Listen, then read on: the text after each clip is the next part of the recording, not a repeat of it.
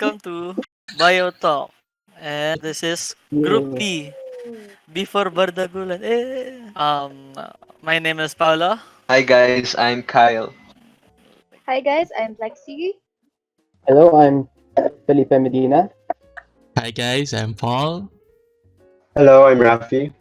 Hello, I'm Ransom. And hello, I'm Ranjit. So what is Bio Talk? Well, kung magiging honest kami sa inyo, basically, we're first year students, college students of Bio Academy. And for our final output, we're required to do a video, vlog of sorts, covering our academic subs. Basically, focused sa isang social issue. And nag-usap-usap kami as a team and we decided to make a kind of a podcast para chill-chill lang. Usap-usap lang tayo. That's And true. ayun, may video kami pinanood about sa P ng 21st century. And ang pinaka nag-peak ng interest namin is biotechnology. Okay, our first topic for today, genetic modification. And let's talk about what exactly is genetic modification. Genetic modification is basically the transferring of a piece of DNA to another organism for purposes such as resistance, or it can bear more fruits, or for certain characteristics na gusto mong magkaroon yung isa pang organism. If you're to look at its application in present time, siguro makikita mo siya sa potatoes and other crops. Basically, ginagamit nila siya for making stronger resistance, para hindi na kailangan ng pesticides and such, or para mas bumunga pa siya altogether. So, sinong may unang issue na ipapropose for genetic modification? I actually have one thing in mind din. Basically, the issue I want to present is natural really better? Usually in a spiritual context, a lot of religions believe na whatever is natural, basically God created them, so yun yung tama or yun yung better. Pero in this one article, sabi nila, that argument would have to rest on the premise that natural is inherently good. Pero disease is natural din naman yan. And humans die from diseases basically. So is that good per se? Parang good din ba talaga yan? So di valid yung argument na yun when you're trying to prove if natural is better than artificial.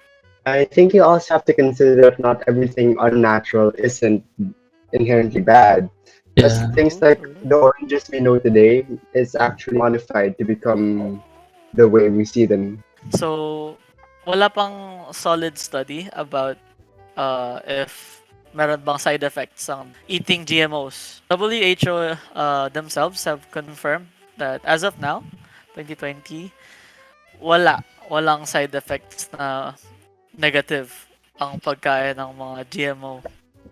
Any issues pa na gusto nyo i-tackle sa genetic modification? Yung affordability. Baka kasi mamaya, yung kunyari pag modify ng genes sa humans, maging affordable lang sa mga wealthy. Tapos actually, in my research, there's actually these things called designer babies. Basically, designer babies are, pwede kang pumili ng parang gusto mong genes. Parang ka naglalaro ng Sims. Anong gusto mong baby? Babae? Yung may cancer? May sakit? Tapos yung mabhok? Got you. Ethical ba na pwede kang choose na lang ng characteristics or mga gusto mong mangyari sa baby mo? Meron bang ethical issues na nag-arise from that?